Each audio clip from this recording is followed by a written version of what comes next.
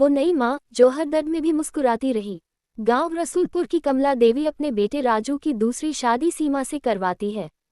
पहली बहू की मौत के बाद 3 बच्चे रह गए थे, एक बेटा और 2 बेटियां। पर कमला देवी के दिल में दया नहीं थी, वो सीमा से घर का हर काम करवाती थी। पशुओं का चारा, खेतों की मेहनत, फिर सुबह 9 से शाम 6 तक नौकरी।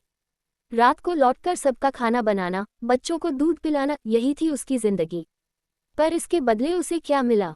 अपमान, गालियां और साजिशें। कमला देवी अपने तीनों पोते पोतियों के दिल में जहर भर देती। ये तेरी माँ नहीं, पराई औरत है। और बच्चे भी वही करने लगे, बात बात पर चिल्लाना, चीजें फेंकना, यहाँ तक कि कभी कभी उस पर हाथ तक उठा देते।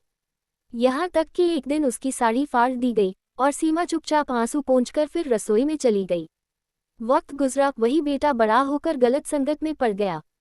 जेल जाने की नौबत आई, तब वही नई माँ रात रात भर उसके लिए दौड़ती रही, वकीलों के पास, थानों में, बस एक ही मकसद से, मेरा बेटा बच जाए। जिस बेटे ने उस पर हाथ उठाया था, वो अब उसी के आंचल में सिर रखकर रो रहा था। उधर दोनों बेटियां शादी के बाद अपने अपने घर चली गईं, लेकिन नियति ने उन्हें भी वही दर्द चखाया। उनकी सासें निर्दयी थीं, छोटी छोटी बातों पर ताने देती, खाना फेंक देती और अपमान करती। तब दोनों को याद आया, हमने भी तो अपनी नई माँ के साथ यही किया था। उनकी आंखों से आंसू बह निकले। लेकिन सीमा तो सीमा थी। बेटियों की शादी में उसने अपनी सैलरी से सोना, साड़ी, दहेज सब खुद दिया। ससुराल में अगर कोई उनकी इज्जत पर बात करता तो वही माँ जाकर उनके हक में खड़ी हो जाती। जिससे दुनिया ने मुंह मोड़ लिया था, वही सबके लिए ढाल बन गई।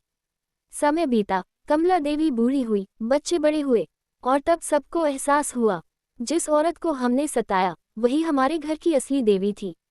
सीमा आज भी वही करती है, सबके लिए भला सोचती है, बिना बदले की भावना के। क्योंकि उसके लिए रिश्ते सौदे नहीं, भगवान का दिया हुआ फर्ज है।